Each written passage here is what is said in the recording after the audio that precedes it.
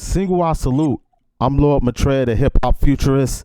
You're now tuned into the Super Longevity Institute podcast. This evening, I have a very dope guest. He's an attorney in private practice. His firm, Eclectic Law, provides general counsel services to startups and established companies in biotechnology and other fields. In 1983, he attended Harvard Law. Trained in international business law, he worked on Wall Street. A long advocate of progressive ideas and legal causes, he has focused on longevity, regenerative medicine, and the biology of aging. He is a board member of the International Longevity Alliance, the American Longevity Alliance, and the Life Extension Advocacy Foundation. He is a member of the Humanity Plus, Health Extension, and Carbon Copies. Ladies and gentlemen, transhumanists, hip-hop futurists worldwide, the shamanistic, life extensionist, attorney at law, Paul Spiegel. It's good to see you. Thank you. It's good to be here. Just a quick correction. I was a founding member of the board of the International Longevity Alliance. I'm no longer on their board, but I am on the board of Humanity Plus. I'm not just a member any longer. Beyond that, I have a hard time listening to my resume being read back to me because it never sounds like the same person. But nobody's ever called me dope before. That's kind of cool. Yeah. Anyway, I'm very pleased to be here, and I hope we can have a good conversation. Well, dope is a phraseology that we use in the hip hop community. We usually turn negative words into positive words. So dope, usually when you hear dope in the mainstream, it's about selling drugs. But as a hip hopper, we turn negatives into positives. So we turn dope into something magnificent, a great person. They're doing a great job. I like what I like their shoes. They look dope. I admire the shoes. You know what I'm saying? Yeah, you didn't mention, but I speak a bunch of languages. I know the translation. Okay. Thanks a lot. Okay. I just want to make sure you knew that, because not everybody knows that. But tell us your story about your firm. When did it start? How long it been in existence? Why did you form the company Eclectic firm, the Eclectic Law firm? And what's your mission? What are y'all trying to achieve there? Well, I formed Eclectic Law like very much anything. I didn't just wake up one day, plant a flag on the moon and say, this is Eclectic Law. It kind of evolved. I graduated from law school in 1983. I worked on Wall Street. I worked on Montgomery Street. I worked in Tokyo. I did the mainstream Golden Road thing for a number of years. And then sometime around 1989 or 90, I can't even really remember right now, I looked around, realized I was doing a lot of stuff that my colleagues thought was crazy. I did a lot of work with people in theater and in the arts, and peripherally kind of in the sciences. And then I found that I wasn't enjoying myself as much on this golden road. I made a lot of money, but I decided to go out on my own. And I had to call myself something. We didn't originally call it Eclectic Law, but when it came time to find a domain, that's what we settled on. And for the longest time, I was law office of Paul Spiegel. Domain was Eclectic Law. And about 5 years ago, maybe less, I decided to call it what it was. And that was Eclectic Law. So here we are. We think of ourselves as longevity lawyers. I do a few other things too, certainly still active in the theater, active in the arts. And theater people and artists think differently. They see the world differently. That's why they're theater people and artists. Right. A mainstream artist just sits there, draws pretty pictures, for example, but it's not unusual. I like the unusual. I like the different. And so I created Eclectic Law. And that says it all. That's what we do. We do the stuff other people don't do. Right. You said you spoke a few languages. Let me go back there for 1 second. How many languages do you speak? It's hard to tell. I could say I speak French and Spanish and Italian. I'm the honorary consul for a small Italian-speaking country. I'm reasonably good with Japanese. I used to live in Japan and I worked there.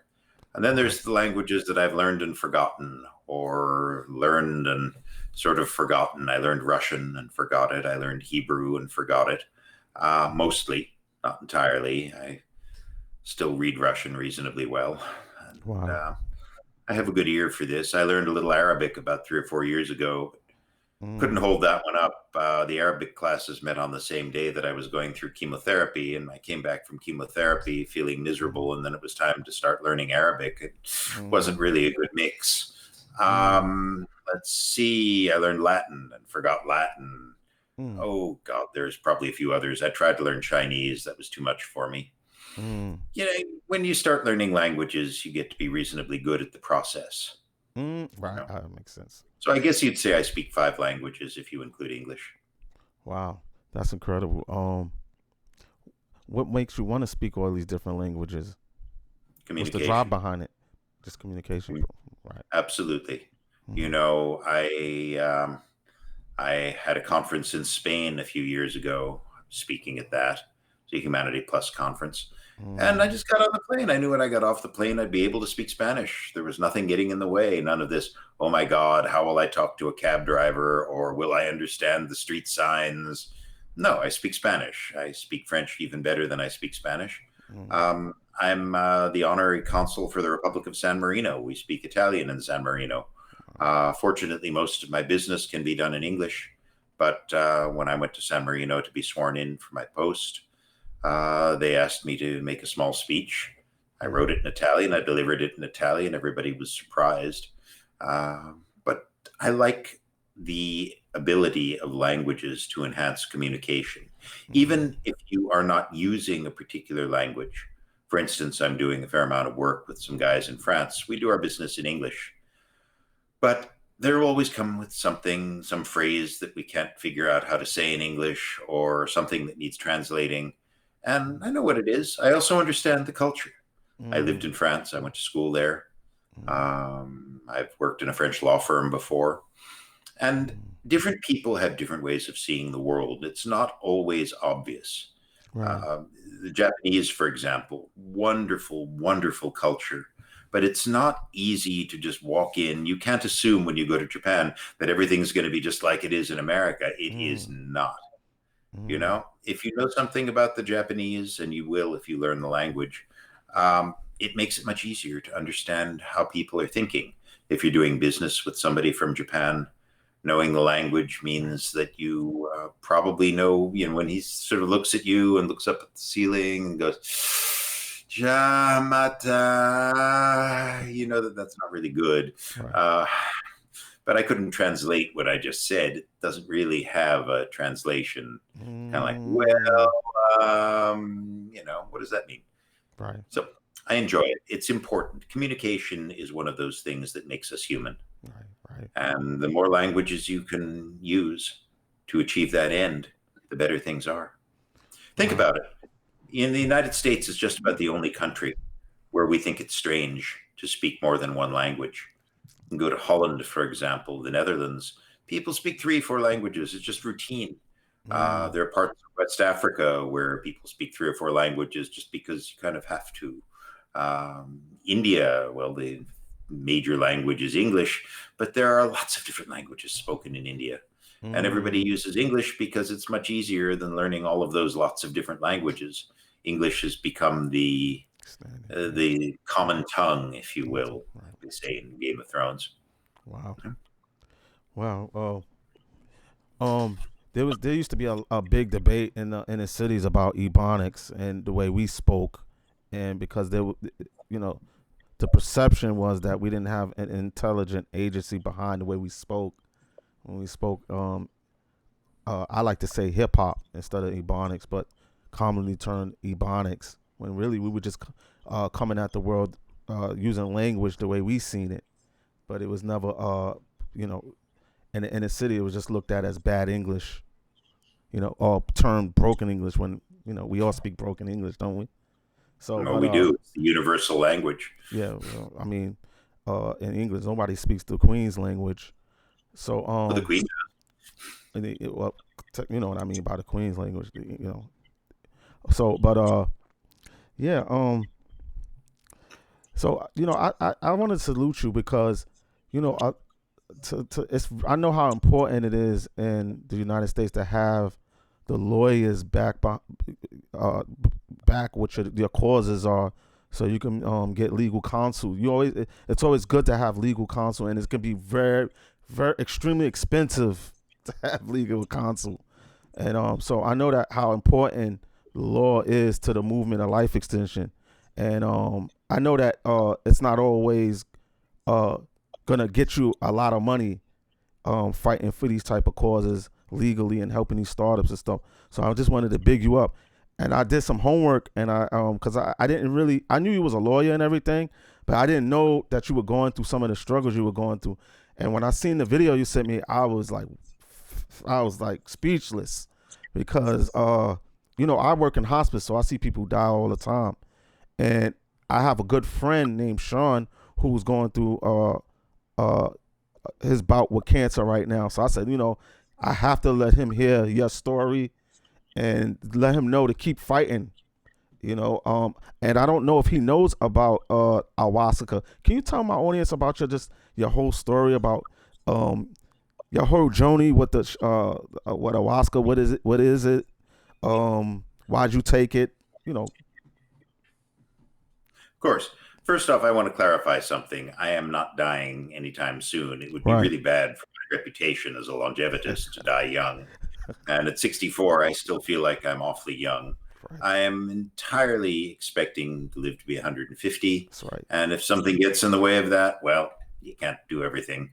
But it's one of my life goals to see 150. That's I'd beat my grandmother by 50 years if I did that. And I'm sure she'd be proud of me. That's right. As far as ayahuasca, everybody always asks that first. Ayahuasca is a traditional visionary plant medicine that is used throughout the Amazon basin. And it is a very powerful plant medicine. I don't mean powerful in the sense that it knocks you on your ass, although it certainly can, but it's a visionary plant medicine. It shows you things that you may not otherwise see. It often shows you things you may not want to see. And sometimes it shows you things that you really need to see. Wow. It is brewed from a leaf and a vine. The ayahuasca vine is a big, thick, sort of sinuous, woody vine that really isn't much good for anything, but it tempers the effects of chacruna leaves. Chacruna leaves have DMT in them, which some people know as kind of a hallucinogen. People play with it all the time. It's kind of a party drug. But DMT is a very short-acting drug. The ayahuasca vine inhibits MAOI. I wish I could remember the scientific name for that, but I can't. But it basically extends the period during which the DMT has an effect on you. A good blend of ayahuasca has more than just chacruna and ayahuasca. It has a lot of other things: sanango root, huayacaspi bark, remocaspi bark, lots of different things. And the difference between one shaman and another, and especially the difference between a good shaman and a less good shaman, is often found in the way that they brew their ayahuasca. There's no one single ingredient. It's a little bit like gin in that regard. You know that gin's going to have juniper berries in it, but beyond that, everybody has their own mix of aromatics, which is why every gin tastes a little different. In fact, the distillers are proud of that.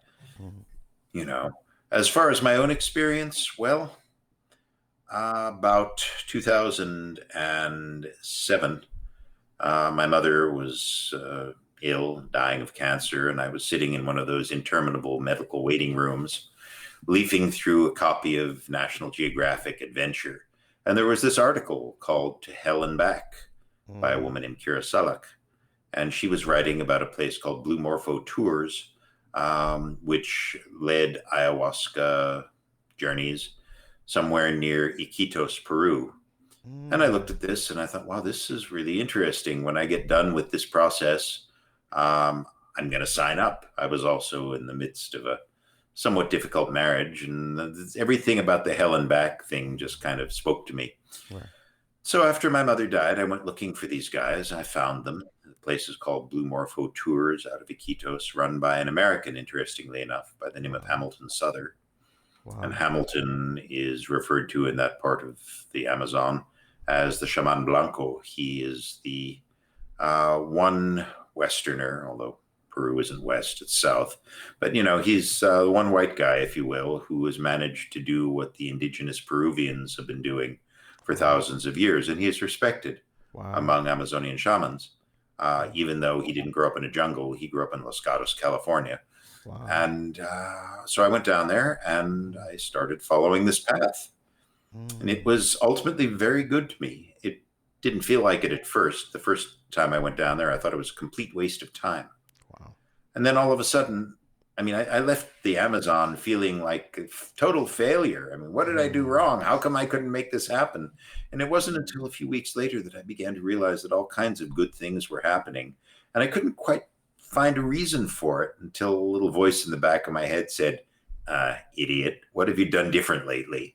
And I realized that what I'd done different lately was to go down to the jungle and drink ayahuasca in the middle of the night with frogs and thunder. Wow. And that I was missing what I should have learned. So I booked another flight and went back down there and did another 5 ceremonies and another and another. At present, I have done 49 ayahuasca ceremonies. Wow. And I can't really say I'm an expert. I know something about it. I would think so. Now, as far as you asked about the... Go ahead. No, I'm listening. Look, it's not that much. Ayahuasca is a funny thing. It's become fairly popular lately. Everybody's heard of it. A lot of people have tried ayahuasca. They drink it once. Oh, yeah, I tried it. Now I know what it's all about. No. It's like saying you've tried sex. You can't have sex once and say, I did it once. Now I know everything. You don't. You can't. It's impossible. You have to integrate it into your experience. I agree. And to push the metaphor just a little bit, my first set of ayahuasca experiences were not all that satisfying. A lot of people feel the same way about sex. But if you see that there's value in it and you keep it up, sooner or later you learn how to get it right. And that's what I did. It's been 12 years now, something like that. Wow. Almost 12 years, yes. Wow. Now, you asked about the cancer therapy, and that was interesting. It's on a video that the talk that I gave at the Bill conference. It's up on YouTube somewhere, Shamanic Nexus for Cancer Treatment. And that was interesting. By the time I came down with prostate cancer in 2015, I had a very good understanding of the process of using plant medicine. I did not consider myself a shaman. I still don't, although my shaman tells me I am. If I am, I'm the lowest level of skill that there is. But that's what he tells me, and I'm not about to argue. That's right. But I came down with prostate cancer, and it was all, they applied every negative adjective to me except terminal. Wow. Late stage, metastatic, inoperable. Wow.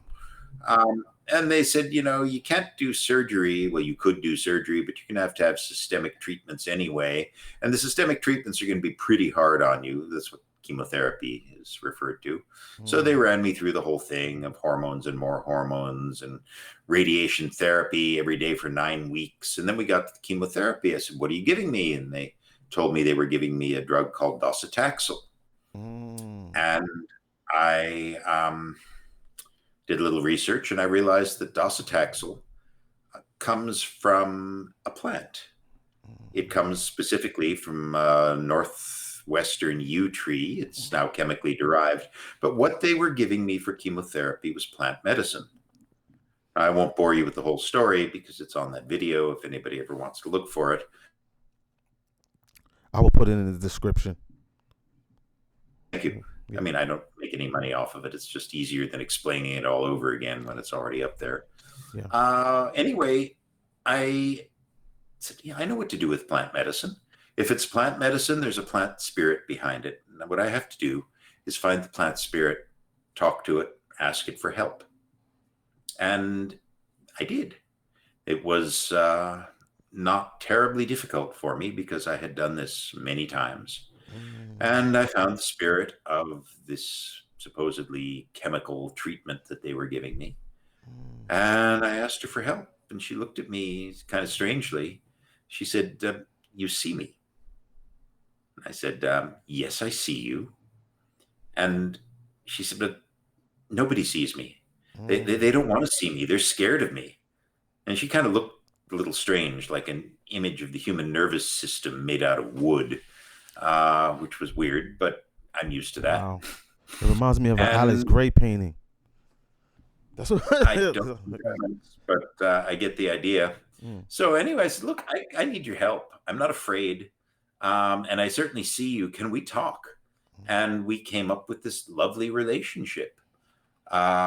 So when I went in for chemotherapy, I'd bounce in there with a big smile on my face, a nice clean white shirt.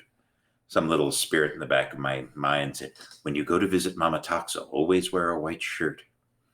And, you know, who was I to argue? When you go to opening night at the opera, you wear a tuxedo. Okay, if right. Mama Taxa wants a white shirt, she gets the white shirt as long as she helps me to put down this disease. That's right. So I'd show up in a white shirt and everybody would be crawling in there and dragging themselves in. And they'd think I was out of my mind because I was kind of looking forward to this. Mm, I'd go into the treatment center, put on some headphones, put on Icaros. And Icaros are essentially uh, chants, songs, prayers sung by a shaman in the middle of an ayahuasca ceremony. mm, And they would drip this stuff into a thing on the back of my hand. And I'd close my eyes, and 90 minutes or so later, they'd tell me I was done. And I'd walk out and come back 3 weeks later. And there was no certainty that I was going to even survive the treatment. The treatments themselves were pretty nasty for a lot of people. I didn't have a hell of a lot of trouble with it. mm, I did complain to my doctor because my feet hurt. And he mm, looked at me weird. He said, your feet hurt? I said, yeah, it sucks. He said, you do understand that people die from this treatment? mm, And you're complaining that your feet hurt? mm. Okay, kind of put it in perspective, you know, that was cool. Wow. But anyway, I've continued with this path. I did not go to Peru in January as I used to because I was in the middle of chemotherapy. But the following January, I was right back down there in the jungle listening to the frogs and the thunder. And I've continued on this. It's been a very valuable path. It does not really square with people's expectations of a guy that went to Harvard and Berkeley and the Right. Sorbonne and all that. People look at my resume and they think I must be mainstream, but I'm not. I'm eclectic. And that Mm, brings us back to eclectic law. That's one of the reasons I called it eclectic law. right. And it's definitely fitting for you. Um, wow. It's incredible. So you believe that taking this plant based medicine called ayahuasca, it helped heal you from cancer? Um, I think it helped me to heal myself, is more like it. And by the way, the word is ayahuasca. You break it into four Ayahuasca. pieces. Ayahuasca. Ayahuasca. Thank you. There you go. Yes. Perfect. Thank you. A lot of people bungle it at first, but it's really not all that difficult. You just have to break it down to its component parts. It's a Mhm. little bit like Japanese that way. You see long, involved words in Japanese, but they're all made up of single syllables or a couple of consonants. And Mm, if you just break it down into pieces and say them one at a time, you get there pretty easy, mhm, you know. Anyway, ayahuasca gave me the tools to deal with this. mm, Spiritual path is difficult to explain without sounding like a lunatic sometimes, mm, and I don't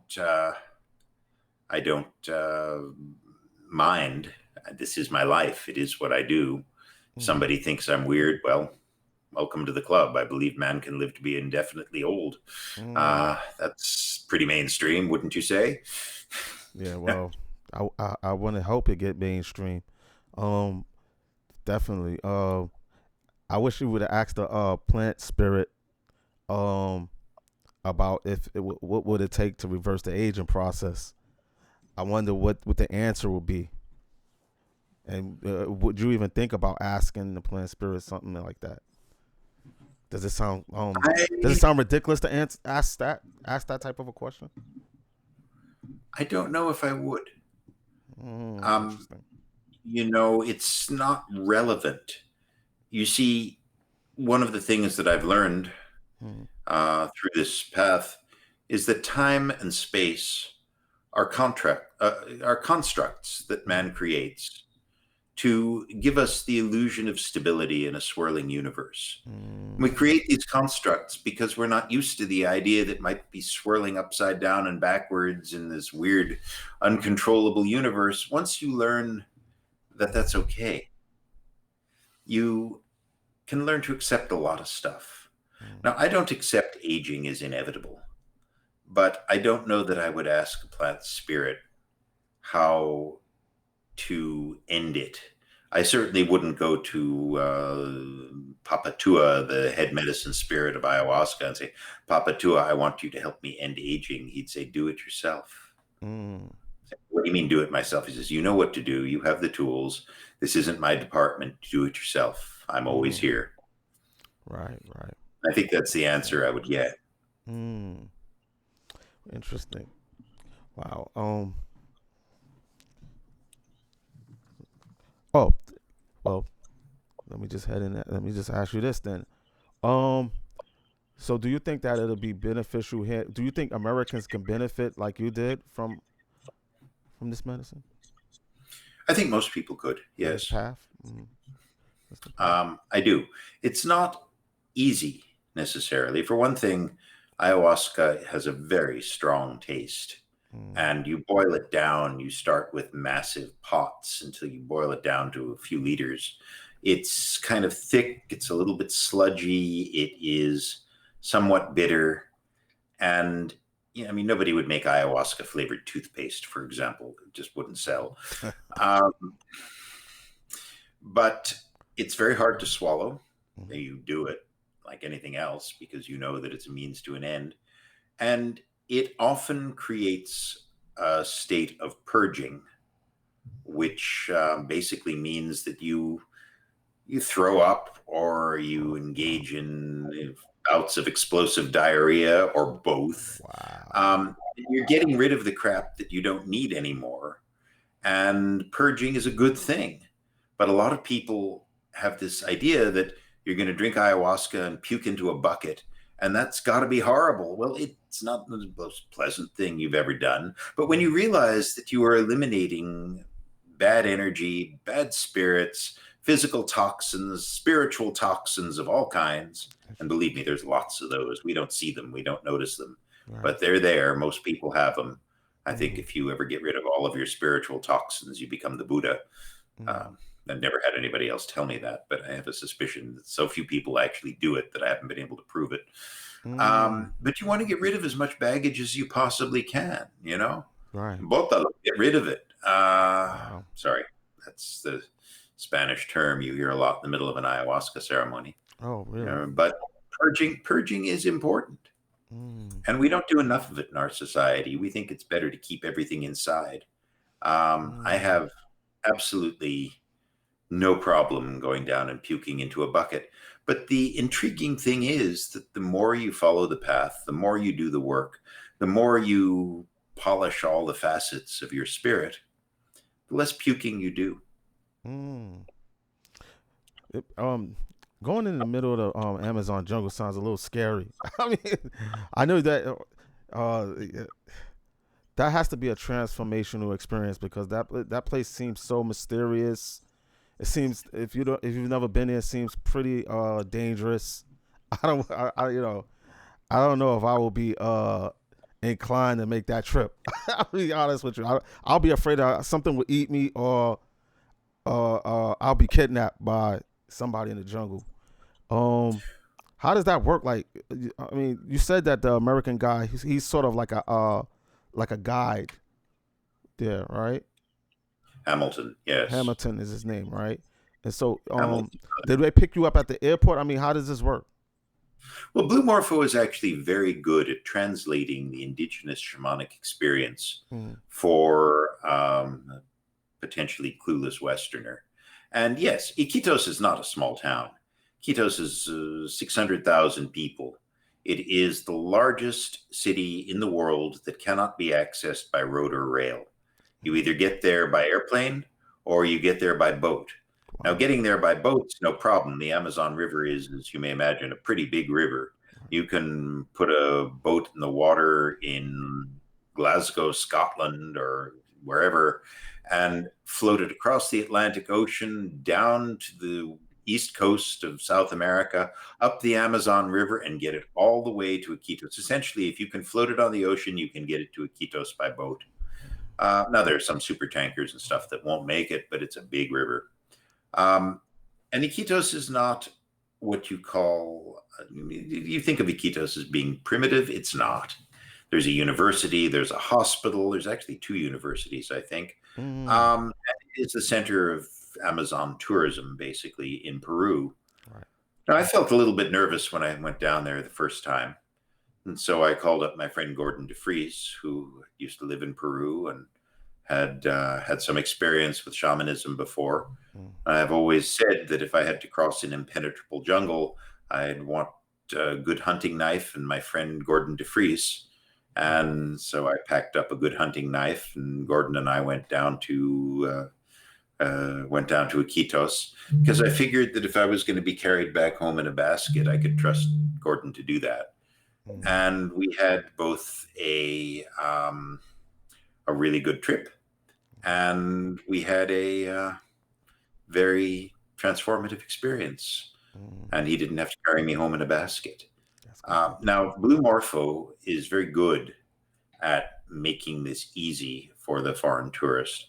Mm, Now, there are some very nice hotels in Iquitos. Some of them are a little rustic. The one that I like to stay at, the Casa More, is an old rubber planter's mansion on the edge of the river. It's very 19th century with blue tiles and all that. mm, 20-foot ceilings in the rooms. And then there's a Doubletree Hilton at the Plaza de Armas, which is much more Western. But mm. that's the best hotel in the area. It's 5 stars if you interpret that a Wow. little loosely. Right. And, people speak English to some extent. I don't know how many people speak English down there because I don't generally speak English when I'm down there. Right. But, uh, it's not as bad as you think. Right. You Right. fly to Lima, and you can fly nonstop from Los Angeles to Lima, for example, or Miami to Lima. You Mm, spend a few hours at Jorge Chavez Airport down there, then you get on a plane over the mountains and you find yourself in Iquitos. Now, Blue mm, Morpho meets you at the airport. They don't have to, really, but if you are intimidated by the jungle, it's comforting to know that there's a van there waiting for you to show up, and they'll take you to your hotel. And the next day or the day after, depending on how you schedule it, they'll put you in a van and drive you to the lodge. And then you spend 7 days. mm, And pretty much every night, most of those nights, actually, it's 6 days now, you do an ayahuasca ceremony and you spend the rest of the day integrating, which mm, is a fancy word for recovering. mm. But you know, some people need that, other people don't. Oh, wow. It's They different for provide everybody. food. They provide, all kinds of meals. Mm, They provide a nice place to sleep. It's rustic. Don't get me mm, wrong. It's not the Hotel Plaza Athénée in Paris, God knows, mm, but it's for the jungle. It's nice. They've got hot water. They've now put in electricity and Wi-Fi, which I can't say I really like as much. It was nice to go down and put everything behind you for a while. yes, it is. But I have to say, when I go down there, I use the Wi-Fi just like everybody else. It's hard Mm, to get away from now. right. Um, and it really is an interesting experience. It's a very nurturing experience. They have staff, mostly, I would say, Western. That doesn't mean American staff, but they have Western staff that takes care of you. There are a couple of friends that I have down there that are or were on staff from Lebanon. Mm, They speak French and English and Arabic, and they're very good at sorting that out. We get a lot of people from the Russian speaking community now. wow. So there is always somebody there who speaks Russian and translates whatever lessons you're learning Generally, Hamilton gives a couple of talks when, the following day there's a talk at lunch and so forth that helps you to integrate the experience. And those are translated into Russian. There are plenty of people who speak English on staff, but it's a very international experience. I've run into some really interesting people there. One of my favorite photos of me down there was taken by a guy named Danis Tanovic. Danis is from, I believe, Bosnia.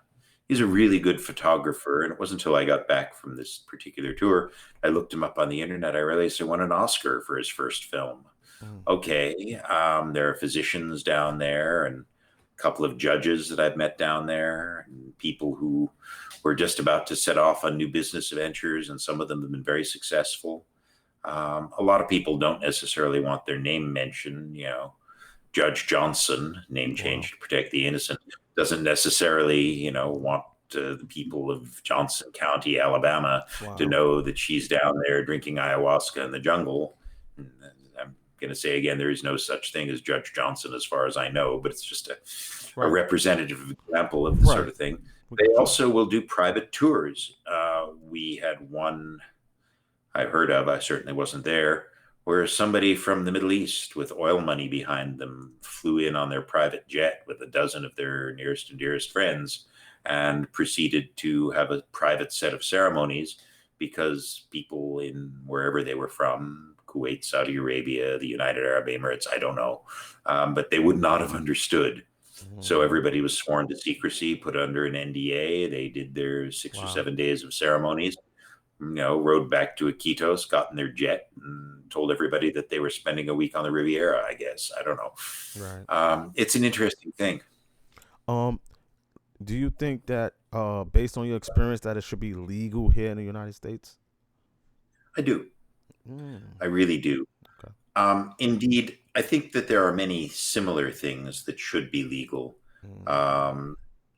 Things that we call hallucinogens are more often, and I think more accurately referred to as entheogens, substances that help you find God. But we think of them as party drugs. And that's just the wrong way to go about it. It would be like going to church to listen to the music rather than going to church to try and find the divine. If you're only in there because you like organ music, well, okay, there's nothing wrong with that. But entheogens are best used to help you to better understand your place in the universe relative to whatever you might define as the spirit world. Right. Whether that's the Holy Trinity or the spirits that live in the forest or gray aliens coming down on a spaceship. I don't know. An entheogen helps you to find that. They've been doing experiments lately with psilocybin mushrooms, so-called magic mushrooms, where they found that it is very helpful in dealing with trauma. Right. It's particularly helpful to use for people who are dying, because people get really scared about death. Right. They don't know what's coming, and they just think that this is it. This is the end. Well, I'll tell you something. I follow a path of ayahuasca shamanism. Death doesn't scare me anymore. I'm not sure if it ever did now, but it's like everything else. Once you realize that something is nothing to be afraid of, you are no longer afraid of it. That being said, I don't see any reason to die any sooner than you have to. And so this is not inconsistent with my longevitist path. People should live as long as they want to live. Right. In fact, if you see that life in part is a process of finding God, that it takes a long time to find God. Monks sit in cells for 60 years and don't say a word to anybody for a whole lifetime so that they can become closer to God. And some of them succeed and some of them don't. But pretty much everybody realizes that if you're going to find God, whatever God is to you, it's going to take a while. Right. And the longer you live, the more able you are to do that. That always amuses me when, severely religious types say, oh, but man was designed to live 70 years, and you should really be dead when you're 70. That was God's plan. I don't think so. God's plan was to help man find God. And however long that takes, take the time. If you can spend the next 200 years quietly in your cell contemplating the nature of the divine, well, maybe that's better than spending 50 or 60 years in that same cell. And by cell, I don't mean a prison cell, I mean a monk's cell in a monastery I somewhere, got you. I understood. Yeah. Right. I think that in the 1960s, we took a wrong path on these sorts of things. You know that LSD was legal until I think 1963 or 64, 5, sometime in the Vietnam War, basically, that they made it illegal. Entheogens, hallucinogens, drugs of all sort have always been viewed with suspicion by the system because they make you question things. You do not any longer accept that what you've been told is necessarily true. When I say necessarily, it doesn't mean everything you've been told is false. Quite the contrary. Probably most of what you've been told is true. But if you are running a system that is dependent upon people staying within the rails, staying in their lane, never stepping out, never thinking about stepping out, never wondering what might be out there if you did step out, you know, hallucinogens and entheogens are the wrong thing to allow because people will step outside and they will ask themselves questions that they wouldn't otherwise answer. And sometimes that's a really good thing. The guy that discovered gene splicing was a professor at Berkeley, Carey something or other. He died recently. And he won a Nobel Prize for this, if I'm not mistaken. I'm sure somebody will write into the comments line that I got it all wrong. But I do remember reading an article by him, about him, actually, in Cal Monthly about 20 years ago, where he said, look, I want to be very clear about how I discovered gene splicing. He said, I was a surfer dude. I was a grad student. And I was hitchhiking to Stinson Beach with my surfboard up Highway 1, blazing on acid when I saw that sign that says curving road, next 14 miles. And I looked at it in my altered state and I said, well, that looks like one half of a double helix. And by the time I got to the ocean to go surfing, I'd figured it all out. And I came back after my surfing day and I wrote it all down, and one thing led to another. And I came up with the scientific breakthrough that let me win the Nobel Prize. And the interviewer said, but doesn't this kind of get in trouble? He said, are you kidding? I won the Nobel Prize. They can't take this away from me. I've got tenure at one of the best research universities in the world. They can't take that away from me. Right. The fact that you don't like my methodology does not change the validity of my discovery. That's a good point. He was quite proud of that, So, yeah, it's valuable. What happened during the Vietnam War was that people were beginning to question the war. And we didn't like that. There were people marching in the streets, a whole bunch of hippies, and I think it was Richard Nixon was the president, and John Ehrlichman confirmed this a few years ago. I'd always had my suspicions. They were sitting around, and Nixon said, why don't we just lock them all up? And somebody said, Mr. President, we can't just lock them up for demonstrating in the streets. The Constitution won't allow that. Right. He said, oh, yeah, well, look, there must be something that they're doing that good, God-fearing religious Americans don't do. Somebody probably said, well, Mr. President, they smoke a lot of pot, but we never really paid attention to that before. And someone somewhere in that meeting said, so you mean if we arrest a hippie and we search him, he'll have pot in his pocket and then we can throw him in jail for the pot, not for demonstrating against the Vietnam War? And all of a sudden the light bulb went on and they declared a war on drugs. Okay, and they started making everything illegal. LSD became illegal. God knows, heroin and cocaine were already illegal. Opium had always been ignored. People started focusing on that. Pretty much everything else. And the most important indicator of how this worked was when somebody came up with MDMA, which had really important therapeutic effects. The American Psychiatric Association thought it was just wonderful. It cut out years of therapy and allowed people breakthroughs in a few hours that sometimes they might not have lived long enough to reach. Well, as soon as people started using it as a party drug, they made it a Schedule I substance, and they've lost 40 years of research on it. The only reason they've started doing research on it again is because it does a very good job of helping people deal with post-traumatic stress syndrome. Not just garden variety, but the kind of PTSD that you get when you're driving along in a Humvee and a landmine goes off underneath it, throws you 200 yards through the air while your legs only made it 40 yards. That sort of a thing. Right. And that's when the U.S. military began to realize that maybe this would help the troops, and that's the one thing you can do in this country that cuts through a lot of the crap, is to help troops. So now people are studying MDMA again. Out of that research grew more interest in psilocybin mushrooms. Perhaps someday they will again take up studies on LSD. Remember, some of the early studies on LSD were done at Harvard and Stanford. Not necessarily for the best reasons, but this is what we were doing. We've lost about 40 or 50 years of time, and we're slowly coming back to these. Do I think that these should all be legal? Yes, I do. If somebody's got problems, deal with the problems, but don't just throw them in jail because you don't like the way they're spending their Saturday afternoon. Right. I agree. Wow. Now, I understand I'm not advocating that anybody go out and do drugs. Just my personal feeling is that they shouldn't be prohibited from doing so. No, I mean, I don't see how the criminalization of those drugs is helping anybody. I don't see it. I mean, locking people up, I don't see the benefit of that at all. Let's see. Oh, this is a little off the subject. Are you signed up for Cryonics? I always ask people on life extension. Not yet. Okay. Not yet. I was about to sign up 5.5 years ago. I was all ready to call Rudy Hoffman and get an insurance policy and do all that. And I came down with cancer, and all of a sudden I was functionally uninsurable. So I put that on hold. I still haven't gotten back around to it. I probably should get Rudy back on the line. It's a nice way to make that bridge.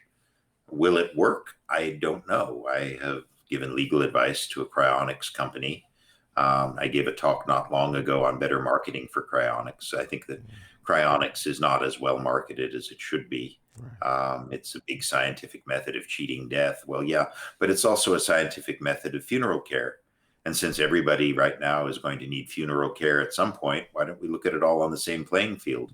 If cryonics is a way of taking care of grandma after she dies, it's just as much a way of taking care of grandma as cremation or an embalmed burial or a Tibetan sky burial where you leave somebody out on a hillside and let the vultures eat them. It sounds kind of charming, I guess, but a lot of people do it. If you look at cryonics as a burial method with a bonus, think of it that way. It's not a promise, it's a possibility. We don't know for sure that anybody can be revived yet. Nobody has ever been successfully revived by cryonics. Natasha Vita Moore has proven that worms can be revived and retain their memories, which is great, but people aren't worms. On the other hand, it gives us hope. There was an very interesting study at Yale University about 2 years ago. I've forgotten the exact name of it, but people refer to it as the Yale pig brain study, where some people went out to a slaughterhouse and they bought a bunch of pig heads from freshly slaughtered pigs. And they brought them back to the laboratory, unrefrigerated, untreated in any way. And after X number of hours, they tried to measure brain activity. And what do you know? They were able to find brain activity in a pig's head that had been severed from the body for hours. Not even chilled, not cooled in any way, just brought back in a big sack. Maybe a sack. Maybe they used a box. I don't know.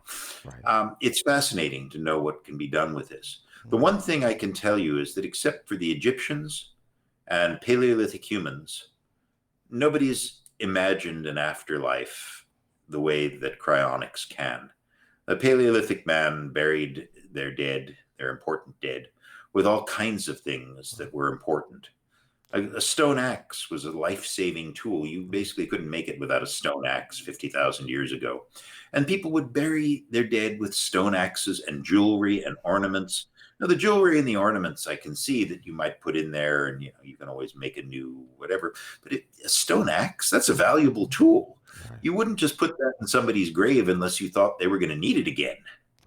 It suggests that there was an understanding that this person would be revived and that they would Right. need the basics of life. The Egyptians were really good at it. They were the prime scientists of their day. Right. And we don't need to go into embalming methods that they used. They were sophisticated as hell for their day. Right. And then they built pyramids, huge, gigantic, very carefully constructed, meticulously laid out structures Right. to house the dead because they were sure that the afterlife was waiting. And that was that. Mm. So then we went on to all these various destructive methods of funeral care. You don't expect to come back if you've been eaten by vultures, do you? Or cremated, or buried in a coffin and juiced up with formaldehyde and all these various other things. No, none of that. But you've got cryonics. And there is a respectable body of evidence that says that if we chill people down carefully enough and maybe vitrify their brains, that either the entire body, or if you prefer to save a few bucks and use less space, the brain itself can be preserved and can be revived. The only problem with it is that nobody has actually done it yet. But the day they do, the world will change. Do you think we need cryonicists need more legal protection? Because there was a case of a young lady in Kentucky who had some cryonics issues that it always in the back of my mind. I talked to her, I can't remember her name, but I spoke to her a couple of times. The brief contact that I had with her, I forget her name. I don't know why it escapes me, but she was from Kentucky. She was a chronicist, and she had issues and with whether they was gonna bury her or put her in chronic suspension, and they buried her. So Right. What do you think about how we gonna be able to get more some type of more legal? Do you think we need more legal protection? Is there some gaps?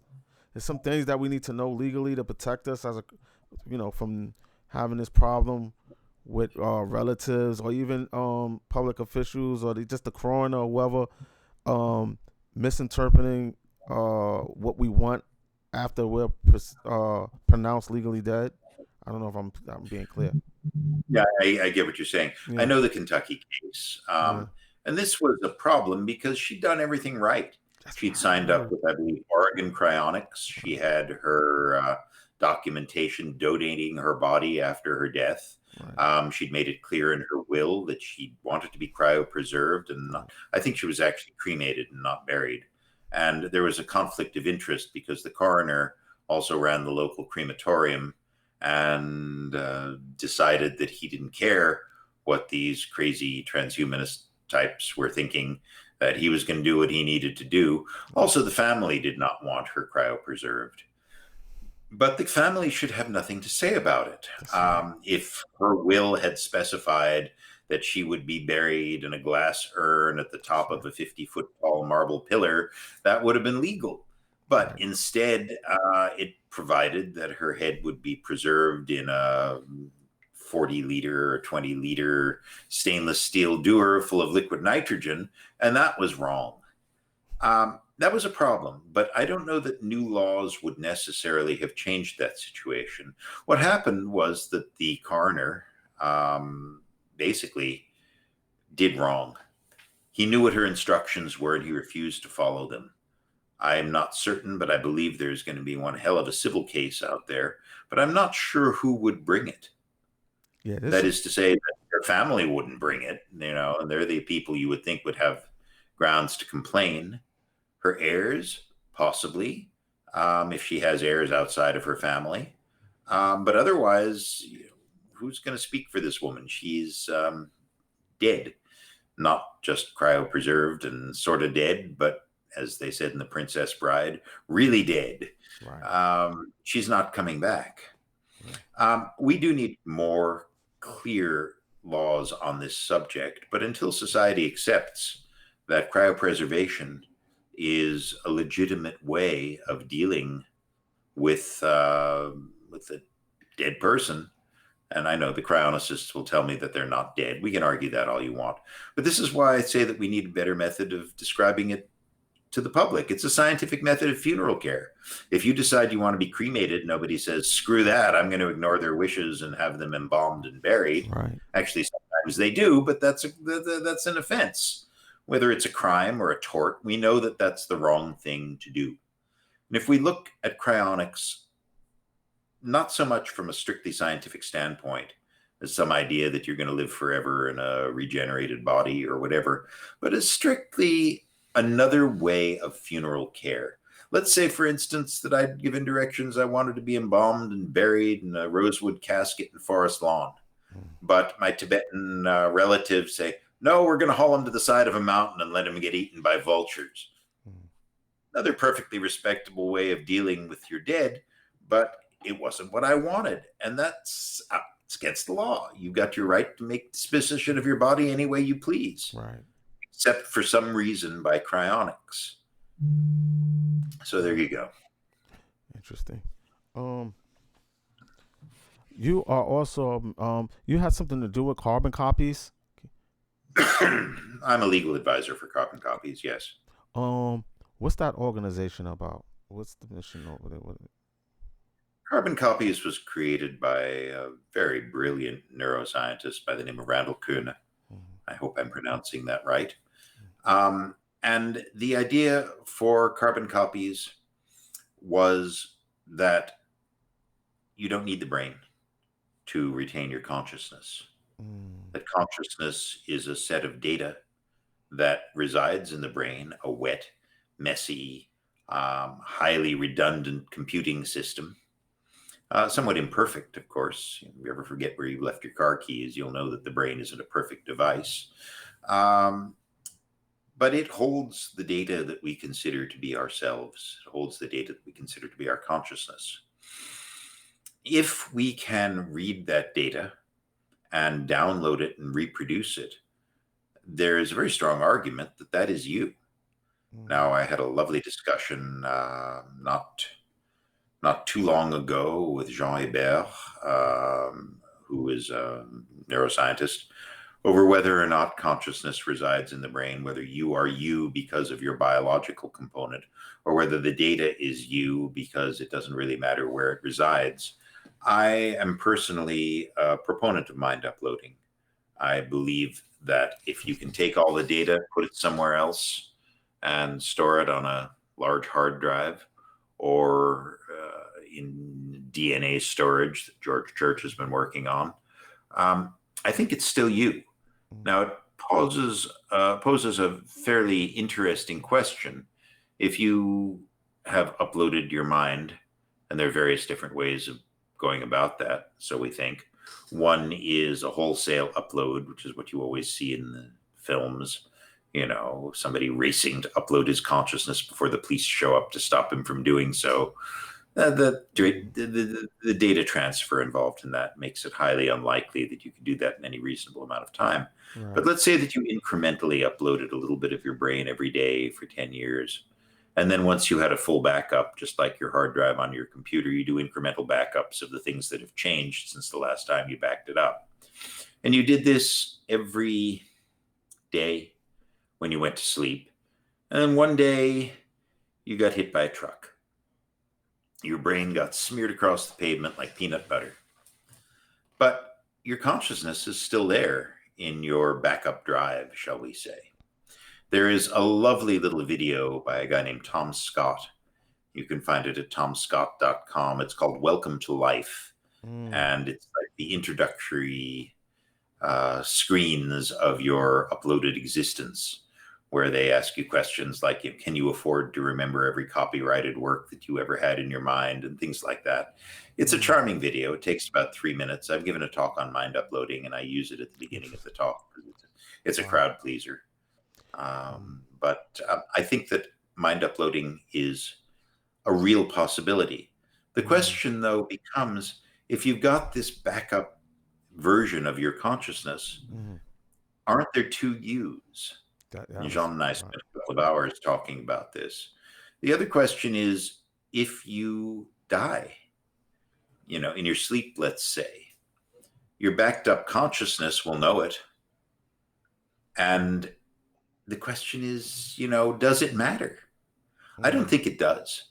It may matter to you, but if you're going to die anyway, what difference does it make? Right. Let's say that your friends know that this is what you're doing.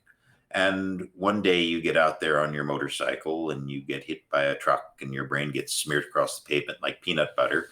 And the next day, there you are on the screen telling all your friends about the horrific motorcycle accident that ended your biological existence at 9:53 p.m. on Saturday night. And they say, geez, Paul, that must have been incredible. And yeah, it actually hurt like hell. Thank God I'm backed up, Or maybe you lose that day or you lose a few weeks. That happens to people all the time. They get into accidents. They don't remember a thing. They wake up a day or two or 3 or 10 or 20 later. And there's this lost gap. But they remember what happened up to a particular period of time. And then they start building more memories again. That's an interesting way to look at it. But if you were to, see the truck barreling down on you and then forget everything. I've been in motorcycle accidents. I know that's how it works. You don't remember what happened immediately before. You just remember that you're not dead. And generally that's satisfactory for people. I wouldn't mind losing 2 weeks if I knew that my mind were now in a durable substrate and wouldn't become compromised. Of course, the compromises create a whole new question. I've been working on what I call a constitution for an immortal humanity. The question is, are you really alive if you're uploaded? Remember, right now, we consider the death occurs when the brain ceases to function. Right. Remember my like peanut butter analogy. The brain doesn't function when it's 1/8 of an inch thick and smeared across the pavement. Trust me, it doesn't. Okay. So there you are. The truck comes barreling down on you. Everything goes black. And 2 days later, or 3 days later, you wake up in a non-biological substrate. And you think, I'm alive, thank God. And the people standing around you say, oh, you poor man, you're not actually alive. You see, your brain is no longer functional. And even though your entire consciousness still exists on this hard drive, you have none of the rights that you had before your brain got smeared. You're dead. And I'll say, no, I'm not. You want me to tell you the name of your girlfriend's first boyfriend? I can do that. I talked to her about it. Nobody knows that. So, well, I do, but how can I be telling you this if I'm dead? It's a real problem. I think that life exists independently of the vessel that contains it. As long as your consciousness is there, as long as it can argue for its own existence, acknowledge its own existence, I think you're still alive. But there are a lot of people that disagree with me on that. Good, solid, thoughtful, intelligent people disagree with me on this. But that's what makes a horse race, Yeah, it's interesting getting your perspective on this because of your background, especially. I wonder how your friend in the I think his name was Hamilton, if I'm correct. Your guide. Yeah, I wonder how he feels about chronics in general. What he feels about consciousness also. That would be interesting to get his perspective. I wonder if his perspective is close to where you're at with it. We've never discussed it exactly. Maybe you should interview him sometime. It would be an interesting interview. I can tell you that. Wow. Yeah, I would love to know. Well, he's available. They've got Wi-Fi down there at Blue Morpho Lodge now. Although Peru has been under martial law due to COVID and things are a little bit difficult down there. Right. Yeah, I mean, they can't allow people to be congregating in crowded markets anymore. It just doesn't work. And Peru does things in their own way, and martial law seemed like the most effective way of dealing with it.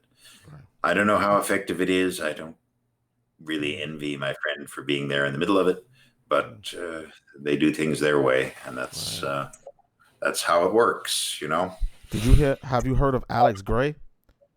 The artist Alex Gray? Alex Gray. Alex Gray. Yeah. No, I don't think so. Who is he? Well, he's taken ayahuasca. I hope I said that right.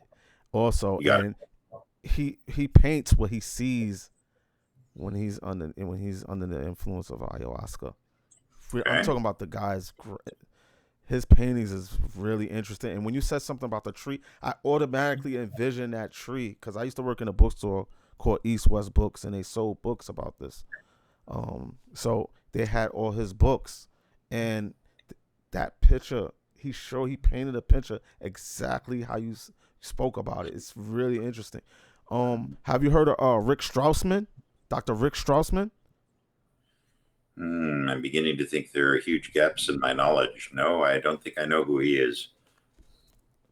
This is the first. Well, it's not the first book I read Ah, on. the Spirit Molecule. Yes, Yes, I this know is the book. I just didn't recognize the name. yes. This is he wrote this book, and he's a doctor that investigated all these people under the influence of ayahuasca, and it's a really good book. I spoke to him. He said he'll be available in January. I can't wait to speak. I had this book like 10 years, so That I was can't. funny. I would like him to meet you also. I would like to bring you back on. I would like to hear y'all talk. I would like to see what y'all talk about. I'll just say, All right. yeah. When he comes back on, I'm gonna introduce y'all.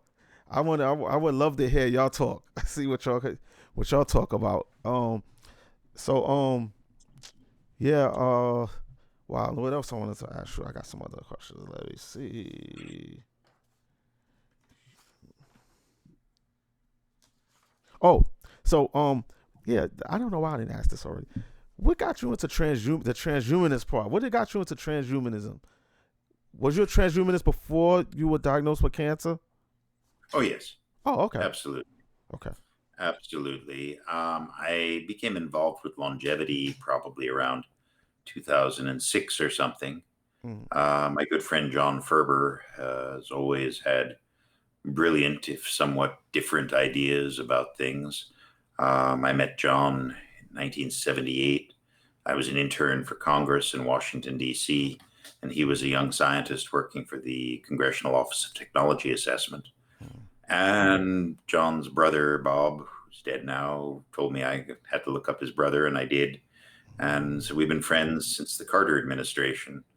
mm, And I've always sort of brushed off John's crazy ideas. He was a solar specialist for Congress. And I thought, solar energy? Come on, John. This is a bunch of crap. Who could ever be able to get energy from the sun? mm, And I didn't listen. And then a while later, he came to me and said, I want you to help me out with this new company. We're going to be hiring Indian software developers to write custom software in India at a fraction of the price. I said, John, that's nuts. Who would ever listen to an Indian software developer? right. And of course, I was kind of wrong about that too. Mm, And then one day, about 15 years ago, 14, 15 years ago, he started telling me about this latest project that he was involved with, longevity. And I thought, all right, if I was wrong the first two times, I'm probably going to have to start looking at this now. And I started attending talks at John's house. mm, And excuse me, sure. let's pause for a second. It's all good. I just want to make sure it doesn't throw a voice into the answering machine. It's noisy. I think we're good. Okay. It's all good. We'll go back. So anyway, I started attending parties at John's house, and these were, serious scientific parties. I was like the only person in the room that didn't have a PhD, but it was a beautiful house, and the food was good, and the beer was beer. Mm, And so I started listening and started learning. mm, One day he called me up and he said, Hey, you really got to come over on Saturday night. Aubrey de Grey is going to be here. mm, And that was interesting because my mother was dying of cancer at the time. oh, wow. And I went to her. I was living at her house at the time. I said, Mom, this is pretty important. I really want to meet this guy. But you got to promise me you'll still be here when I get back, okay? Mm, And she kind of squeezed my hand. And my mother was a very social animal, wow. and she understood. And she smiled, and she was there when I got back. So I went off with my friend Gordon, actually, and we went to John's soiree, and I met Aubrey de Grey, and I think every longevitist, most longevitists, um, pin their time in the movement to the day that they met Aubrey. Mm, And so that's kind of how I became involved with that. Now, a wow. few years later, there was a guy that I wanted to speak to at Halcyon Molecular, and he was speaking at H Plus Hong Kong, Humanity Plus Hong Kong. Oh, wow. It's, I think, 2011, a guy Mm, named Kent Kemish. And I thought, if I really want to get quality time with this unapproachable guy, he's not unapproachable, he's just too busy to give me more than 2 minutes on the phone. I said, I better fly to Hong Kong. And I did. Aubrey was speaking at the same conference. Well, let's pause for a second. Sure. San Francisco City and County. Give me 1 second, please. Sure. Paul Spiegel.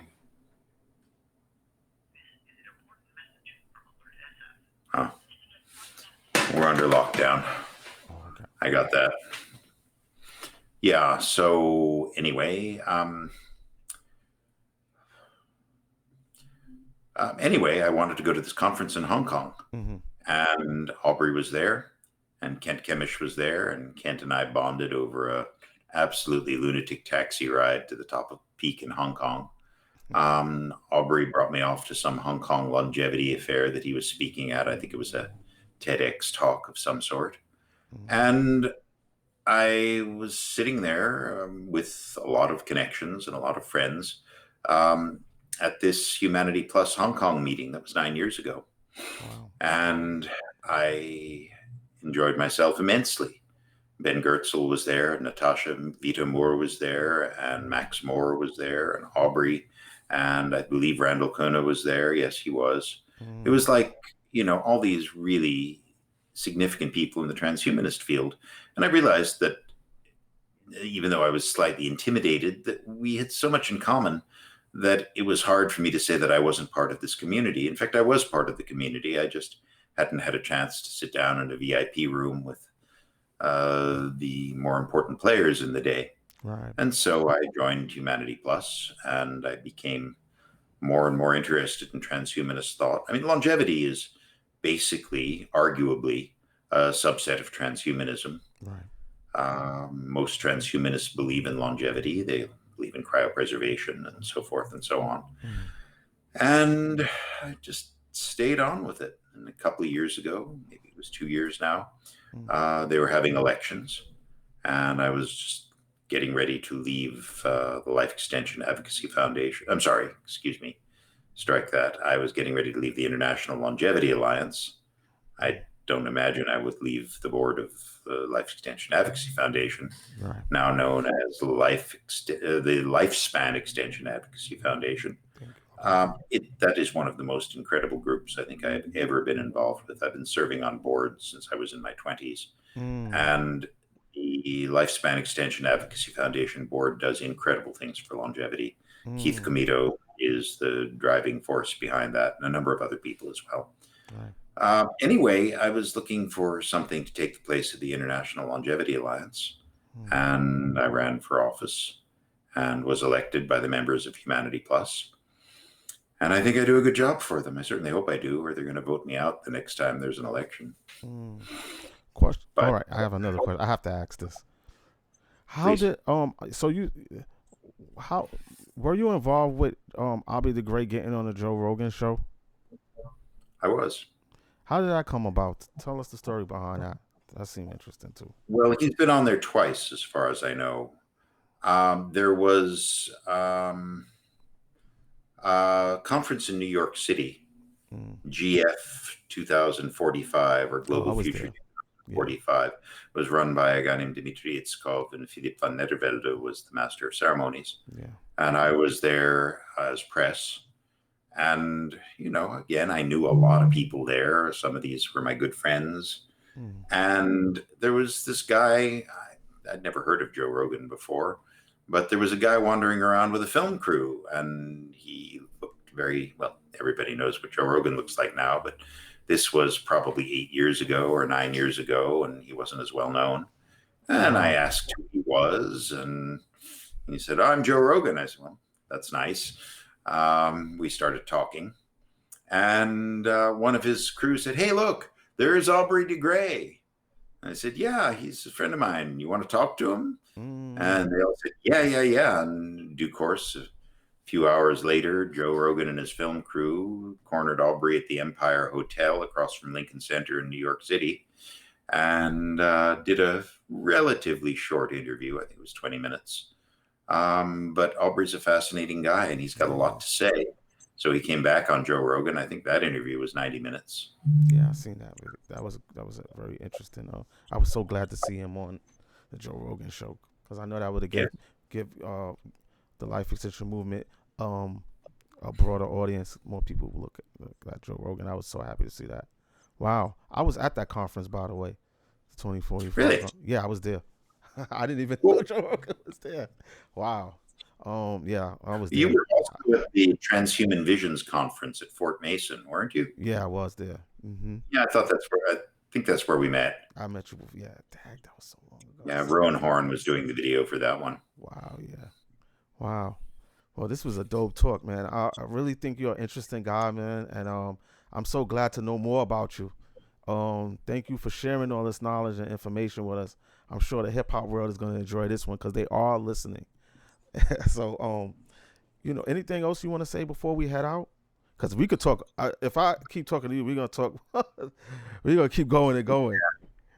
Yeah, your listeners would get bored and fall asleep, I think, but that's okay. No. They I love can it. say, if I could put a couple of words in, both the transhumanist movement and the longevity movement are still relatively young. Everybody says, oh my God, how could I possibly get involved with those guys? This would be so cool. I don't know anybody. I don't know anything. Well, you can learn a lot. There's a lot of information out there right now. And as far as knowing people, just show up. Yeah. Go to a conference. There's a lot of them these days. Get yourself on a list. I believe that LEAF, the Lifespan Extension Advocacy Foundation, has a list of conferences. John Ferber publishes a list, although it's not easy to get a hold of it.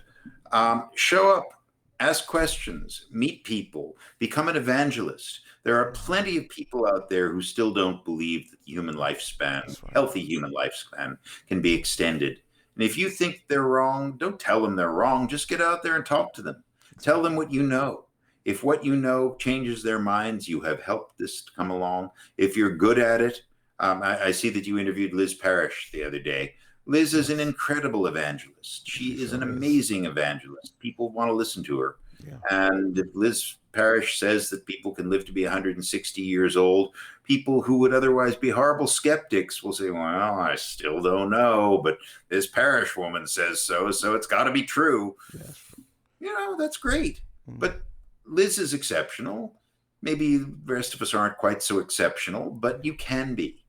If you believe in something, say so. I think that the old gospel tradition of testifying has something to say with this. Get out there and open your mouth. Exactly. Talk to people. Tell people. Remember to remind them of Jeanne Calment, the oldest person we've ever been able to document, that she lived to be 122 years and I think 164 days. That's the best we've got. And then set Jeanne Calment as a marker and say, all right, who's going to make it to 123, to 125, to 140? Because that will happen. Yeah. And the main thing that gets in the way of this right now is money. We need funding. And before we get funding, we need more people to take up the charge, people to write to their congressmen, people to basically get their elected representatives to put money down against this like we've done for COVID. And there are scientists out there who will happily take up that charge and run with it. So that's what you can do. It's not a rarefied field. You don't have to have a PhD. Just do it. Well, thank you for that. We're going to head out. I hope y'all enjoyed the show. Paul Spiegel, we're definitely going to have him back on. I hope to get him on with Rick Straussman in January because I would love to see what's going to the exchange between them two is going to have. I'm Law Maitreya, the hip hop futurist. Paul Spiegel, we out. That would be fun.